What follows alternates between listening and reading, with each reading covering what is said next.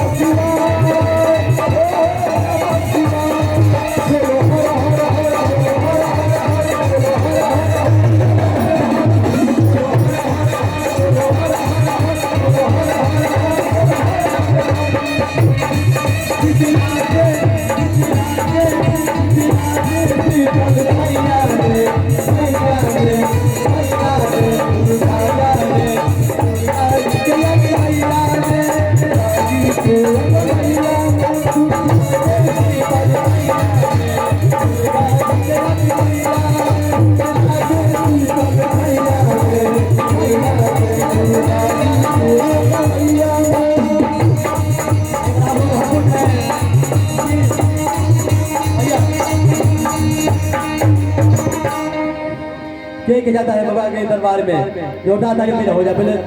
पहले हाथ उठा के सभी लोग कि हम लोग दबांग जाते हैं बाबा के और सब प्राण कैसे लगे में जाता है। बाबा ने सब कैसे मान मांगता है कि बाबा वो हमके रुपया पैसा मंगला पर पटी सब दे दीजिए। कान लीजिए दरबार में सब जाता है बाबा के। और शीतला के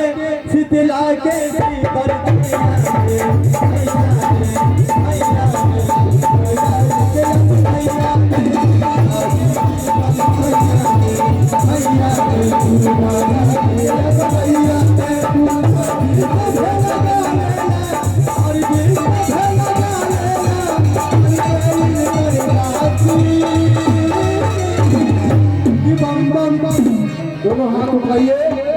और प्रेम से बोलिए। गणपति बने हर हर महादेव कि बम बम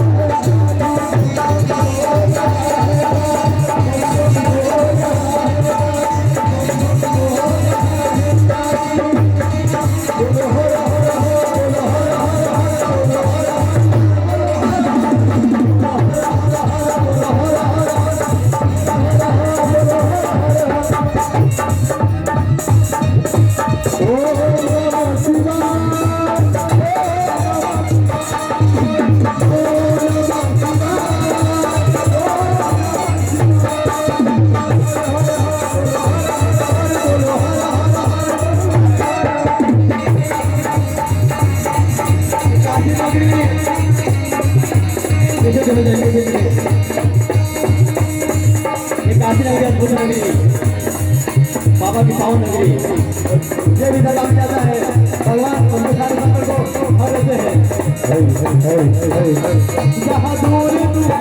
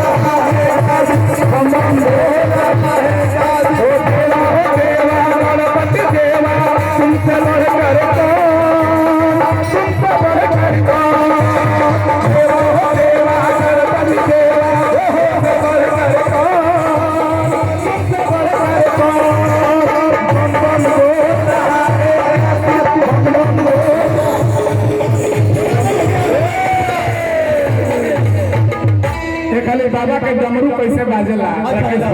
तने दोनों हाथ ऊपर रख के तने खाली डमरू में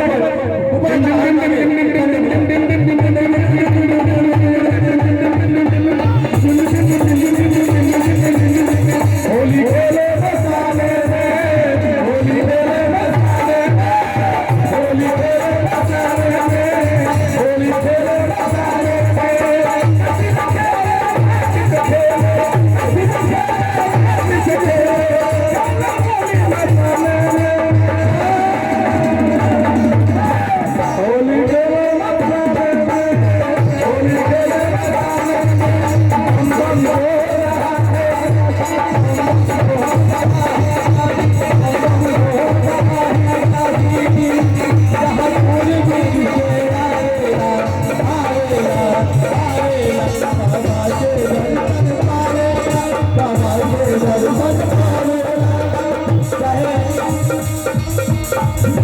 भैया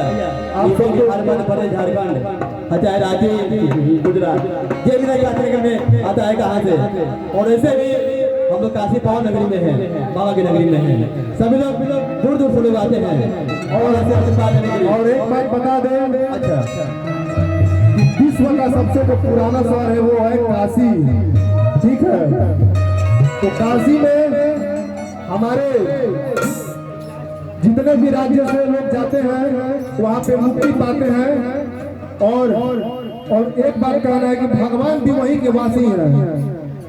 भगवान भोलेनाथ सती माता के इंतजार में वहाँ पे तपस्या किए थे मणिकर्णिका घाट के पास तो आइए कहा जाए जहाँ की मिट्टी पारस है उसका नाम शहर बनारस है तो बनारस काशी नगरी अद्भुत नगरी सबको जोड़ने का काम करता है अद्भुत काशी नगरी ये भी जाता है भगवान के दरबार में भगवान के सारे संकट को दूर करते हैं काशी नगरी भैया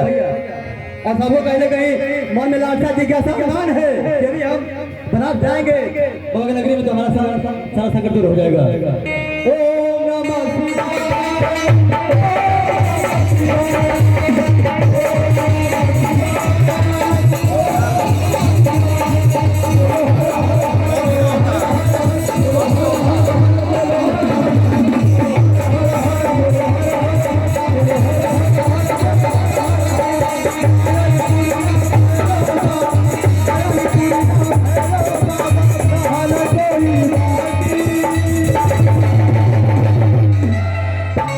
बम बम